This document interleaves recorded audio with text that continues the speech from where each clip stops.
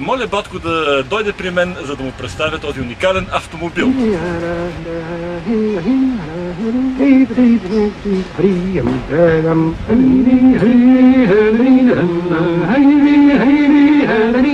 Това е салонът на новия Ford Focus.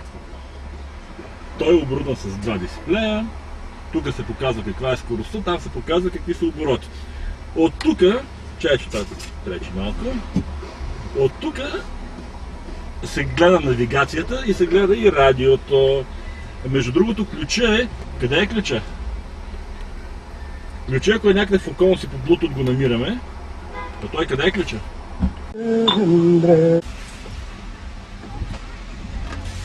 Виждаш, батко, как се пали този автомобил от мързеливчето. Ключа, ето го, ключа ми е в джоба. Той е някакво такова, което... Като го отвориш, вътре има клечка за зъби, ако между другото. Има ключ, с който да си отвориш вратата, но има и клечка за зъби, ако си ял кълки в колата, да можеш да си влезе между зъбите, да не си ги вземеш. Игла и конец има ли? В кетето, те са в кетето. Не ви се естор кепе на Ford Focus. Точно така. Нека да започнем от интериорното осветление, което се, ако не се лъжа, се включва някъде заедно с фаровете и от тук му се прави колко дълго, колко силно да светят на различни места, които ще ти ги покажа после отделно къде са тези места. Те са, могат да ти светят на краката, на вратите, ето тук на барчето могат да ти светят. Въобще, ако не си изрязал ногтите на краката и караш с джапанки, може да подобриш ефекта от това нещо. Защо? Включва ли алармата? Не, как ще го подобриш този ефект? Тук, ето с този бутон палитричка, може да избереш цвета, в който ти свети на ногтите на краката. Да, точно така. Да? А пък тук може да се държиш тъмните очила. Ето тук може да се държим тъмните очила. Или така. Дали уиски в тъмно стъкло? Друго какво да ти кажа за колата, има, ако ти се размазал червилото, тук можеш с лампичка да си го видиш. Според мен тук има едни неща, които аз не знам за какво са тези две. Според мен за който пуши да си гаси цигарите в тях, не съм много сигурен, защото аз не пуша и ти не пушиш. Но според мен са за гасене на цигари. Да си скриваш гражданската отговорност. Това според мен рушвета тук се слага. 20 левки се държат така. Винаги да е бойна готовност. Да знаеш кога. Това е мирновремен неприкосновен запас. Така наречения. Но огледалото има някаква дупка, която не знам за какво е. Друго какво да кажем? Има запалка. Според мен за това затъмнява огледалото, ако отзад някой свети. Тук е жабката. Виж къде е жабката? Ето тук можеш да си сложиш, ако си купиш хляб, прясно мляко, такива неща, може да си ги сложиш в жабката, заедно с някакви други неща, като юзер менюала на колата или каквото там би пожелал в жабата да се държиш. Така. Друго какво да ти кажа, има подлакътник, в който... Дълбок, в който може да си държиш чашата, ако искаш. Ето така. А може и за мезенце да става, за салатка. Но! Една голяма критика. Както ти правилно забеляза в нашия предварителен разговор, тук няма ледогенератор в този подлакътник. И ние се виждаме принудени да пием това, което пием в момента, Лагавулин 16, който по принцип се пие без лед. Да. Ако ни се допие случайно светъл скоч, няма откъде колата да ни създаде лед за него. Тоест нашия организъм ще страда. И аз съм до някъде възмутен, защото в този живот има все пак някакъв санитарен минимум, под който не може да се пада и една нова кола да не прави лед, за мен е подигравка с потребителя.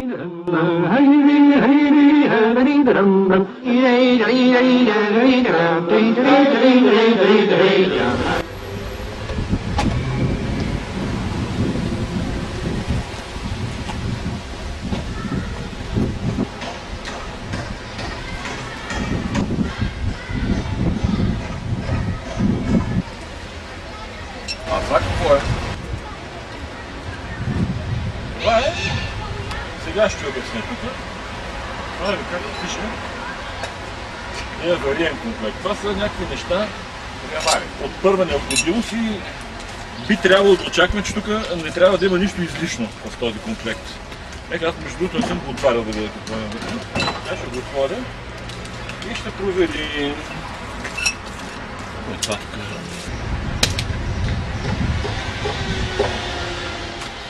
авариен триъгълник.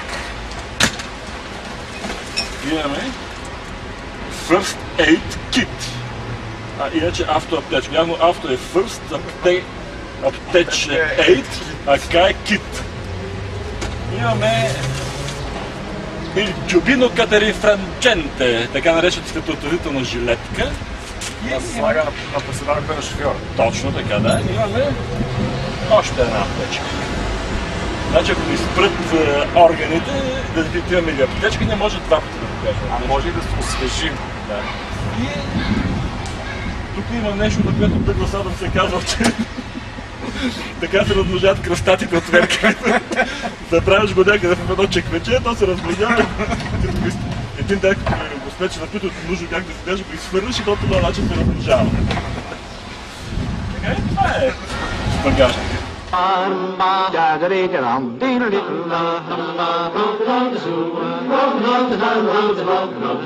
Казвам на Патрон, че тази кола се виси сама на светофарите, защото е много екологично и се грижи природата и се против всички последици, които могат да увреждат.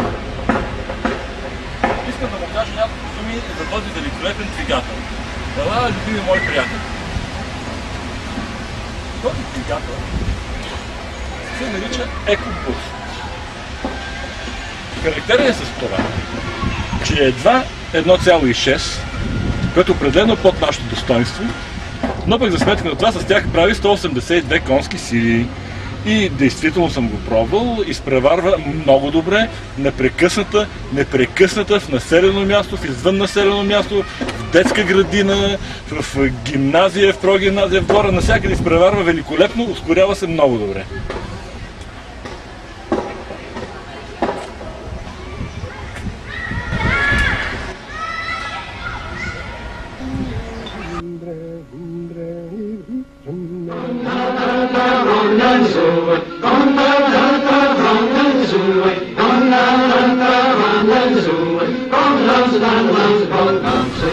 Както забелязваш, седалките не са електрически.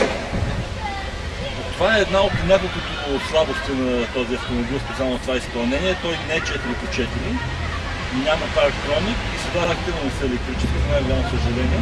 Но се надявам, че всичко друго би ти харесало много и ще го цениш като достоинство. Това ще кажеш, харесва ли ти колата? Кое ти харесва? Добре. Би ли желал да притежаваш такава кола? Тогава аз ти я подарявам с любов и от сърце. Чао!